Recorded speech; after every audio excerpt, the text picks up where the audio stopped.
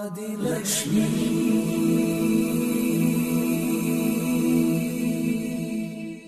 श्री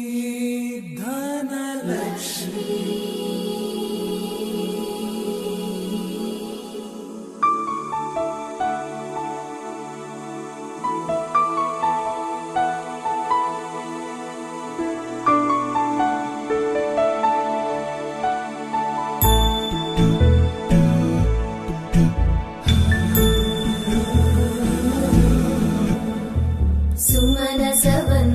सुन्दरि माधवी चन्द्र सहोदरि हेममयी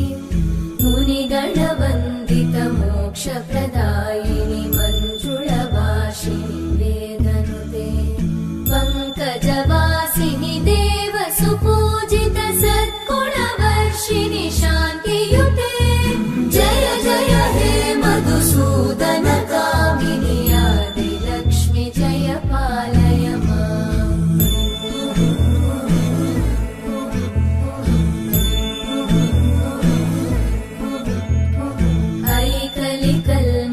नाशिनि कामिनि वैदिकरूपिणि वेदमये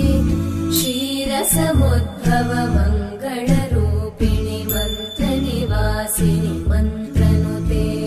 मङ्गलदायिनि अम्बुजवासिनि देवगणाश्रितपादयुते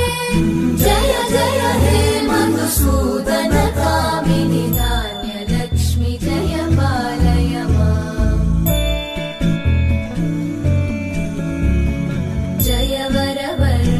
वैष्णवि भागवि मन्त्रस्वरूपिणि मन्त्रमये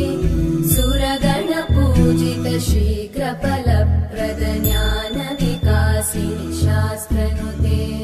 भवभयहारिणि पापविमोचनि साधुजनाश्रितपादयुते जय जय हे मधुसूदन कामिनि धैर्यलक्ष्मि जय पालय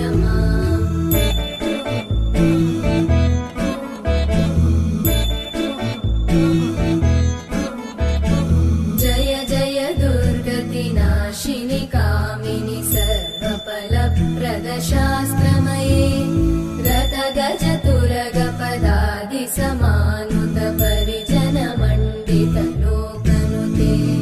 हरिहर ब्रह्म सुपूजित सेवित तापनिवारिणि पादयुते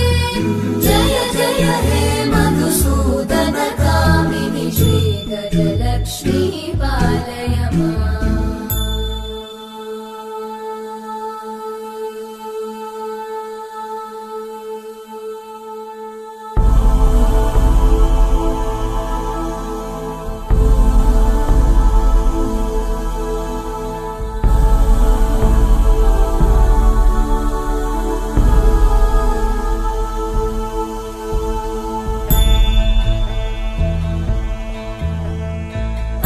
खगवाहिनि मोहिनि चक्रिणि रागविवर्धिनि ज्ञानमये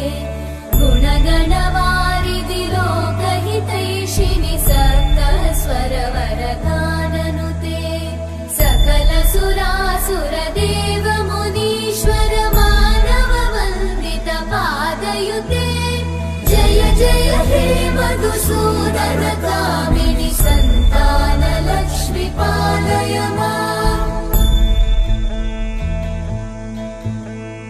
जय कमलासनि सद्गतिदायिनि ज्ञानविकासिनि गानमये अनुदिनमर्चित कुङ्कुमधूसर भूषित वासित वाद्यनुते कनकधरा स्तुति वैभव वन्दित शङ्कर देशिक मान्यपते जय जय हे मधुसूदन कामिनि विजयलक्ष्मि जय पालय